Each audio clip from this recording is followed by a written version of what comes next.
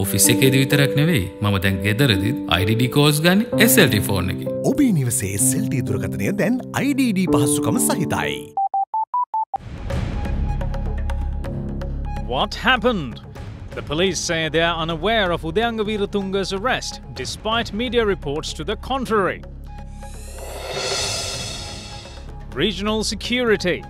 India cautions regional nations, including Sri Lanka, to be sensitive to its interests. We are not only the largest country in size, but in economy, in the military, and in population, to be able to play a role in stabilizing the entire region. Vesak and May Day collide. The President reveals decision to move May Day celebrations to avoid conflicting with the Vesak week. Strengthening the economy. Prime Minister Ranil Wickremesinghe speaks on Sri Lanka's export targets and how to expand. We are not looking at a market only of exporting out to the European Union of 500 million people getting a share. We are looking at a market of 5 billion. Deepening crisis. Australia becomes the latest nation to expel Russian diplomats in retaliation to the UK nerve agent attack.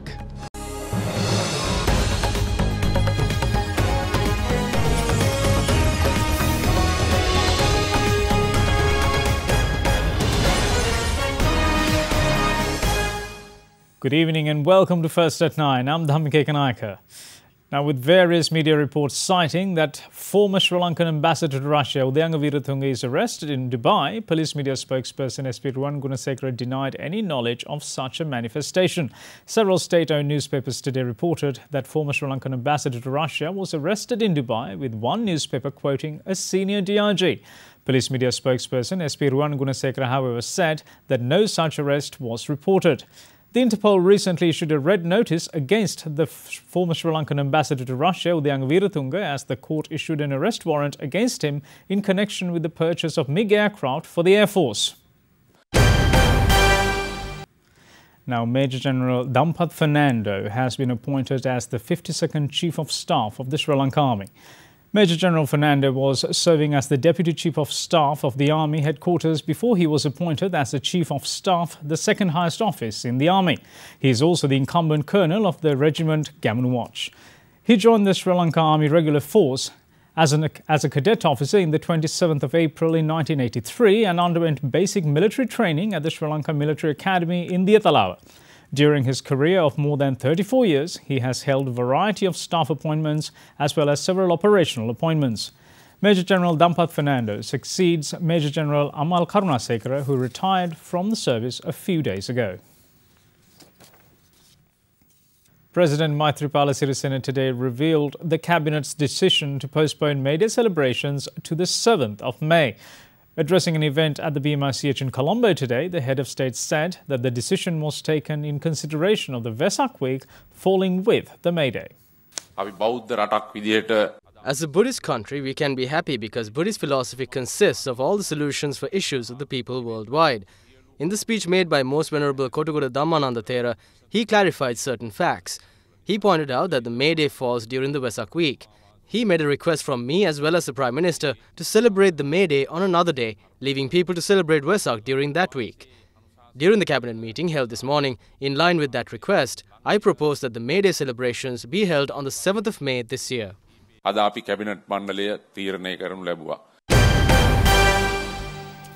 Now, moving on to regional security, India believes that nations in the region need to be a little more sensitive to India's geopolitical interests. This was voiced by Vice Admiral Anil Chopra, who is a member of India's National Advisory Security Board, while addressing the Trincomalee Consultations 2018 held in Colombo today. Speaking further, he added that nations in the region should be mindful of India's interests when pursuing economic development, since as a superpower in the region, it is clear any advancement in the sector should be achieved together. Trincomalee Consultations 2018 was held under the theme of Secure and Safe Bay of Bengal for Common Development and Prosperity in Colombo today, under the patronage of State Minister of Defence Ruwan Wijewardena. Governor of the Central Bank Dr. Indrajit Kumaraswamy and members of National Advisory Security Board of India, Vice Admiral Anil Chopra also participated in the event. The Indian Ocean is part of global commons and many major trading nations such as USA, Japan, China, Republic of Korea, Australia, as well as other major maritime users appear to be concerned of recent development in the Indian Ocean region. There are also several politically and security-wise unstable states in the Indian Ocean region, which add to the volatility of strategic maritime security. India and Sri Lanka have the unique advantage of straddling the Arabian Sea as well as the Bay of Bengal, with India's Act Easy policy, Japan's free and open Indo-Pacific policy, the USA's rebalance to Indo-Pacific strategy, and China's 21st century maritime Silk Road project. The Bay of Bengal has assumed immense strategic significance. Sri Lanka, situated in the epicenter of the Indian Ocean and having cordial relations with all states in the region, is geographically well positioned. Sri Lanka would play a significant role in enhancing connectivity for shared development among the countries in the Bay of Bengal region. Speaking at the event, Governor of Central Bank Dr. Indrajit Kumaraswamy said that it's in India's interest to invest in peace and security of the Indian Ocean region. Arguably, the biggest change factor is really India's posture in the region, changes in the dynamics of India's position. Neighborhood first policy is rooted, at least in part, to a clear recognition that instability and friction in the neighborhood will compromise India's ambition as a global power, as a rising global player. So it's in India's interest to invest in the peace and security of the region. The way India's political interests, global interests on the one hand, and its economic development on the other are evolving, I think the opportunities far outweighs any potential threat. But clearly those of us in the region would need to be sensitive to India's geopolitical interest. I think we in Sri Lanka have learnt the hard way that there are some red lines that one needs to be conscious of. Vice Admiral Anil Chopra meanwhile said that nations in the region need to be a little more sensitive to India's geopolitical interests when dealing with economic stratum. It has always dawned on the Indian leadership that the stability in our neighborhood is critical for India's continued growth. The phrase which I'm borrowing from Dr. Kumaraswamy is nations in the region need to be a little more sensitive to India's geopolitical interests when dealing in the economic stratum. We are not only the largest country in size, but in economy, in the military, and in population to be able to play a role in stabilizing the entire region. But it is clear that if we are to find economic development, it must be together. And all our initiatives and policies and interaction with each other must be to strengthen and enhance this so that we don't in any way invite any sort of geopolitical tension in the region. The waters of the Bay of Bengal, unfortunately, are being stirred, if not shaken, a little bit by the presence of now more, should I say, greater military activity than ever before. Some would say is natural, but it has to be contained. I cannot avoid commenting on extra-regional activity in the Indian Ocean. I think today what is of concern is not the economic activity of extra-regional powers in the Indian Ocean and the Bay of Bengal, which is clearly legitimate, but an undue militarization on the part of some powers, which is leading to a certain amount of disquiet with respect to the overall stability in areas like the Bay of Bengal. Now moving on, the election of mayors and chairmen to local authorities have become a contentious issue in recent days, with allegations of money swaying votes in relevant ballots. Few more local bodies held their ballots to elect chairmen across yesterday and today, but they too weren't exactly devoid of controversy. A secret ballot was held at the Arunachal Pradesh Sabha yesterday, where Sri Lanka Pojana Peramana holds a majority to elect his chairman. It resulted in Pradesh Sabha member Nihal Siniviratna of the United National Party being elected to the position. It later transpired that Pradesh Sabha member of the SLPP, Ishara Madhushani, voted for the UNP candidate. Addressing a media briefing today, however, she confessed that she accepted 200,000 rupees to vote for the UNP. A mayor was elected for the Moratuwa Municipal Council yesterday, and council member Sajin Duminda Piris, along with his residents, came under attack by an unidentified group. He is receiving treatment at the Panadura Base Hospital, and Eguda Uyana organizer of the SLPP and his son have been arrested on suspicion. In the meantime, Local Authority Commissioner of the Northwestern Province, C.W. Jayasinha, had to postpone the election of a chairman and a deputy chairman for the Chilao Urban Council today due to the lack of quorum. The UNP had the majority at the council with 7 seats out of 20, while Sri Lanka Freedom Party and the SLPP shared 6 seats each. The remaining seat is held by the JVP. The inaugural meeting to elect the chairman and the deputy chairman was convened today, but all 7 UNP members and 1 SLFP member of the council was in attendance. Although the quorum is 10 members, 6 councillors of the Sri Lanka Pojana Peramuna were not represented at the meeting. The commissioner then announced that 10 minutes could be afforded to meet the quorum. Since it was not met, the local authority commissioner adjourned the session indefinitely.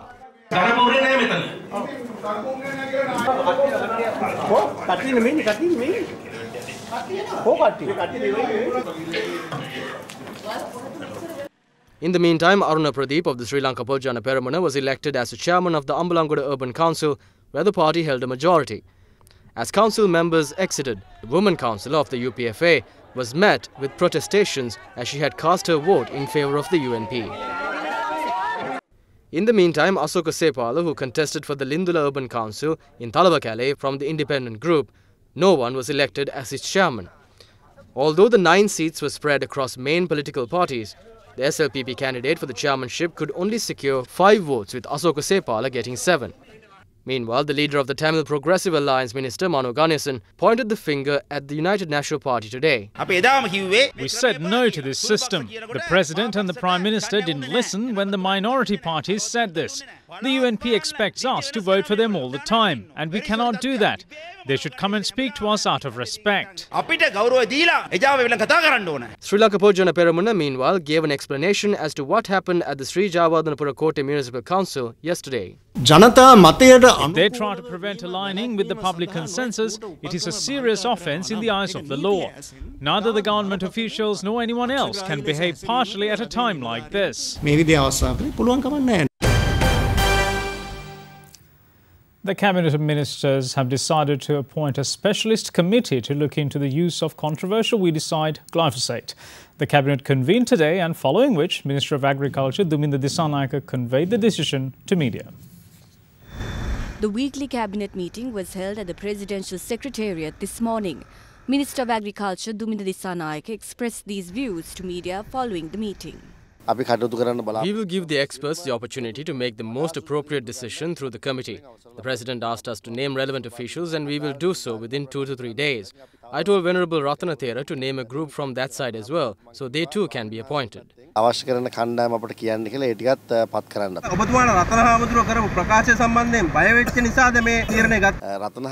none of us are scared of Venerable Ratana Thera. All we have is respect for him. There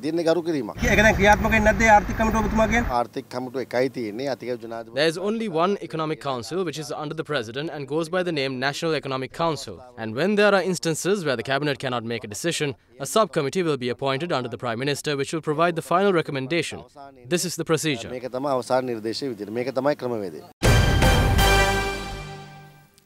Now let's take a look at other stories making news across Sri Lanka. The Colombo High Court today acquitted 2 former members of the terrorist group LTTE who were accused of conspiring to assassinate former President Mahinda Rajapaksa, former Defence Secretary Gotabaya Rajapaksa and former Army Commander Sarath Fonseca at the Independence Day celebrations back in 2009. The Court of Appeal yesterday extended the stay order which prevents action being taken against former Defence Secretary Gotabaya Rajapaksa under the Public Property Act. With the latest extension, the stay order will be in effect until the 6th of April. Other Derana got wind of a racket where juvenile birds are captured within reserves of Hantana and sold for exorbitant sums. When inquired of the racket, the Wildlife Department of Minipe said that the racketeers will be brought to book once sufficient evidence is amassed. 30 people sustained injuries yesterday when a private bus toppled on the road in the area of Mount Vernon in Dimbula. Police said the excessive speed of the bus is the cause of the accident.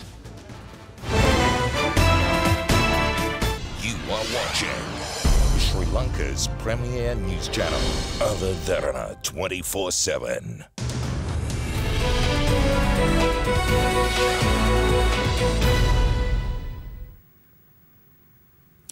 Welcome back. You're watching First at 9. Now, Prime Minister Ranil Wickremesinghe says that steps are being taken to establish a development finance bank in Sri Lanka. He also added that if the country is to safeguard and expand its industries, it is vital to be competitive. The Premier made these remarks at the inauguration ceremony of the SARC-CCI's 73rd Executive Committee meeting yesterday. Chairman of the Chamber of Commerce and Industry of Sri Lanka, Ruwanidiri Singha, was appointed as the 13th Chairman of the South Asian Association for Regional Cooperation, Chamber of Commerce and Industry yesterday. Thereby, Nepal handed over the portfolio of President to Sri Lanka for a term of 2 years. The inauguration ceremony of the SARC-CCI's 73rd Executive Committee meeting of the appointment was held in Colombo under the auspices of Prime Minister Ranil Wickremesinghe. To safeguard and expand Sri Lankan industries, we have to ensure that we are competitive. We are not looking at a market only of exporting out to the European Union of 500 million people getting a share of it. We are looking at a market of 5 billion. And how do we get a small share of it? We are not sufficiently competitive overall. The government is holding discussions with the private sector on how we can train for the job market, because there is a mismatch in the supply and demand. We have now gone back to establishing a development finance bank. Then in the new tax laws that we have introduced under the Inland Revenue Act, the private sector has pointed out some of the aspects which we had not foreseen. So we are holding discussions now as how to rectify it, and if necessary to bring legislation so that private sector can get moving on their job of getting into business, expanding their enterprises and expanding their markets. We are working on the ease of doing business. We found many issues which could have been attended by the bureaucracy earlier. Unfortunately, it was left. UPFA parliamentarian Dr. Bandala Gunawardena is of the view that the public will be heavily burdened when the Inland Revenue Act comes into effect next month. He made this remark at an event held in Colombo today.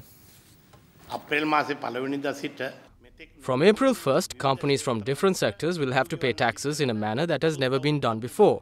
When the new Inland Revenue Act comes into effect, if a company or an individual wishes to sell their land and the transfer of ownership takes place, there will be a 10% tax imposed from the total value.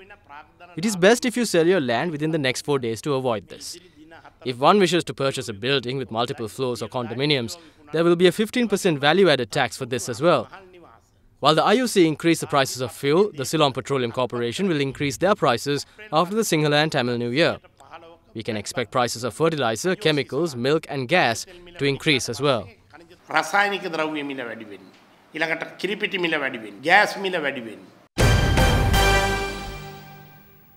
And now to bring you a market update, the all-share price index fell today to its lowest close in 9 weeks. It closed 0.13% weaker at 6,440.43. However, foreign investors bought a net 477.1 million rupees worth of shares, extending the year-to-date net foreign inflow to 7.4 billion rupees worth of equities. Total foreign purchases accounted for 72.6% of turnover. For more details, we have R. Sivananda from the Colombo Stock Exchange. The benchmark all-share price index lost 8.17 points to close at 6,440.43, while the S&P Sri Lanka 20 index lost 0.33 points to close at 3,635.02. The turnover was 865.92 million rupees with 29.86 million shares changing hands in 4,455 trades. The market capitalization at the end of the day was 3,010.06 billion rupees. Today there were 7 crossings and the crossing turnover was 484.91 million rupees. Today's foreign purchases was 628.35 million rupees and the foreign sales was 151.22 million rupees.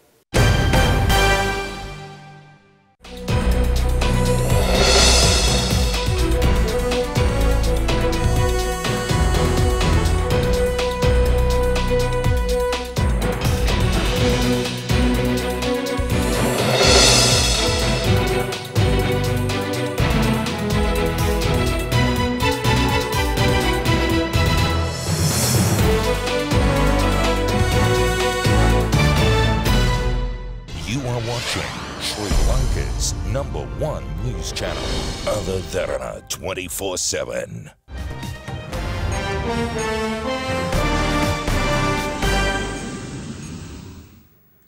Welcome back. Moving on to news from overseas, Australia is set to expel 2 Russian diplomats in response to a nerve agent attack on a former Russian spy in Britain that the British government has blamed on Moscow. The move was announced by Prime Minister Malcolm Turnbull today and comes after more than 100 Russian diplomats from more than 20 countries were expelled in a coordinated response by the US and EU nations yesterday. Russia has come under severe fire by world leaders, particularly by the US and European Union, for a suspected nerve agent attack on a former Russian spy in the English town of Salisbury in the UK. The United States said yesterday that it would expel 60 Russian diplomats, joining governments across Europe in punishing the Kremlin. In total, 100 Russian diplomats were being removed, the biggest Western expulsion of Russian diplomats since the height of the Cold War. Australia becomes the latest nation to weigh in on the matter, with Prime Minister Malcolm Turnbull announcing the expulsion of 2 Russian diplomats. This was the first act of chemical warfare in Europe since the Second World War. It was a calculated attempt to carry out an assassination. It was a disgraceful assault on the sovereignty of the United Kingdom and on the rule of law, and we utterly condemn it. Foreign Minister Julie Bishop, meanwhile, said other options, such as Australia boycotting the 2018 World Cup in Russia, could also be taken over the poisoning incident. Moving on to a rather curious story, a video of a wild elephant in India blowing out ash from a fire has baffled wildlife experts around the world. Vinay Kumar, a scientist belonging to the Wildlife Conservation Society in India, filmed the 48-second video during a work trip to Nagarhole forest in the state of Karnataka in 2016. The video has just been released.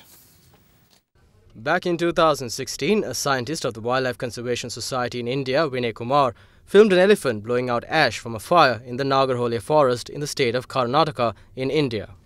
Since then, the footage has baffled the scientific community. According to a statement released by the Wildlife Conservation Society in India, the elephant appears to ingest charcoal left by a controlled fire on the ground and blow out the ashes. Elephant biologist Varun R. Goswami, who has examined the video, believes that most probably the elephant was trying to ingest wood charcoal, as she appeared to be picking up something from the burnt forest floor, blowing away the ash that came along with it in her trunk and consuming the rest. Let's take a look at some of the other emerging stories from around the world.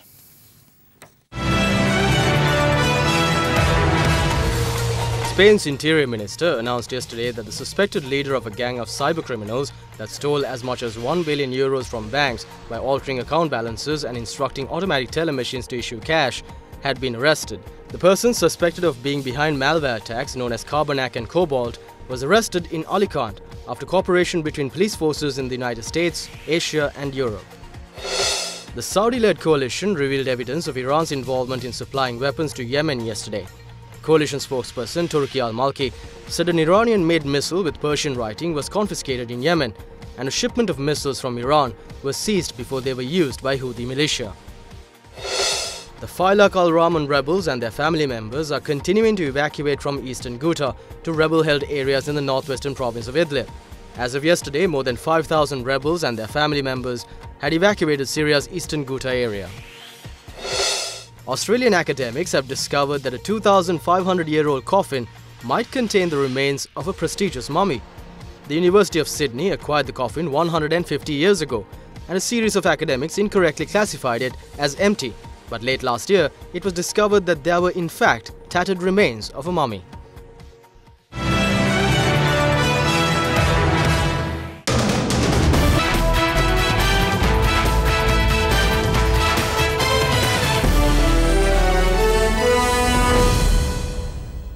Time for sports, and it is all cricket.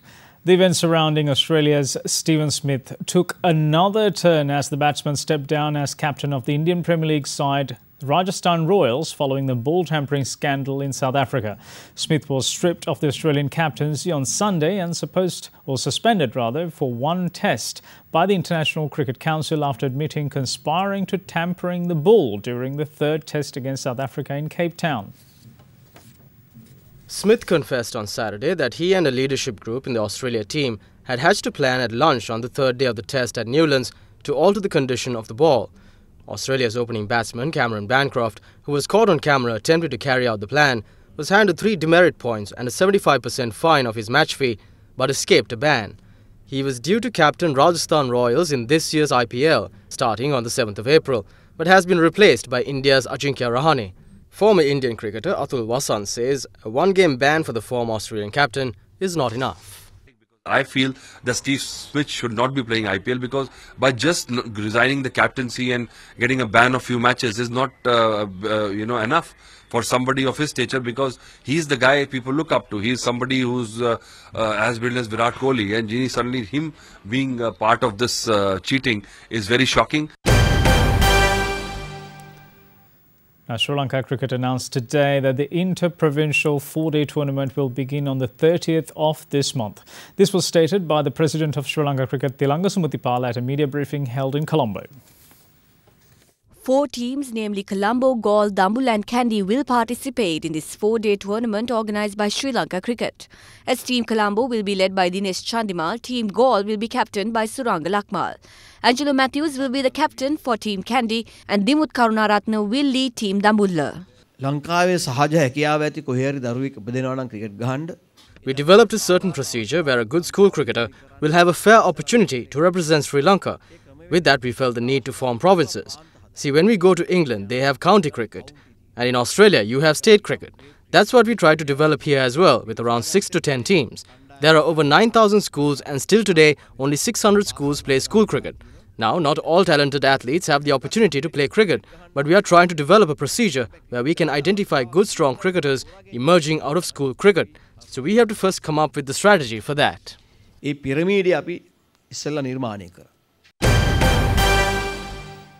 Now let's dive into the wonderful world of school big matches. While the 9th Battle of the Greens one-day encounter took place yesterday at the Velagadara grounds in Kurunegala, the 30th Kalani Battle commenced today at the R. Premadasa Stadium.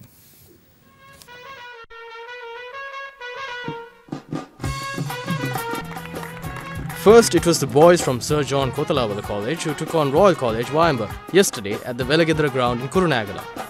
Dubbed the 9th Battle of the Greens, Royal College Wayamba batted first and were bowled out for just 168 in 48 overs. With a target set at 169, Sir John Kotalawala College achieved it in just 42 overs with 4 wickets remaining. Meanwhile, the 30th Kalani Battle took place between 2 leading schools in Kalaniya, namely Dharmaloka College and Gurukula College, at the R. Premadasa Stadium today. Dharmaloka College were bowled out for a mere 107 runs in their first innings. At stumps on day 1, Gurukula College were on 144 for the loss of 6 wickets.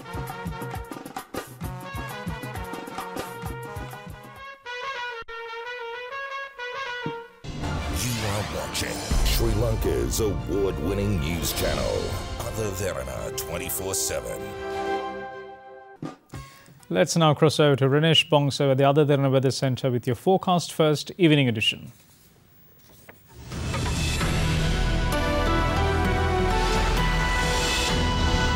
A very good evening and welcome to Forecast First. Your temperatures will range between 20 to 30 degrees Celsius over the next 24 hours. We can expect a formation of a low pressure zone in the western region of the island during the evening. This means favourable weather conditions are forecast for much of the northern province, of some wet weather to be expected along the eastern coastal belt. Meanwhile, thunder showers may be experienced in the cities of Kandy and Galle. But of course, as you can see in the map, Colombo will be relatively dry. That is it from the Weather Centre tonight. It is now time to take a look at your city-by-city forecast.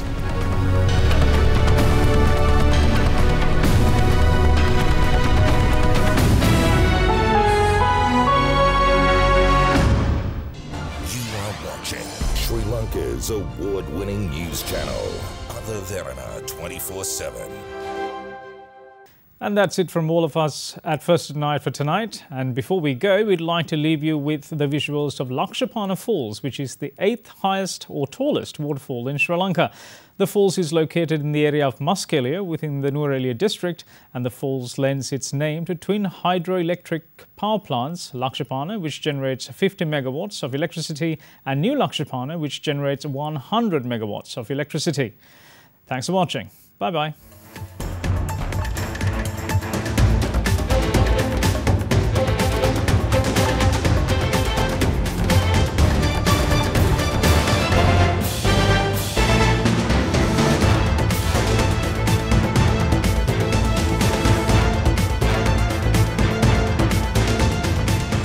the news and information 24 hours a day. This is Sri Lanka's premier news channel, Derana 24/7.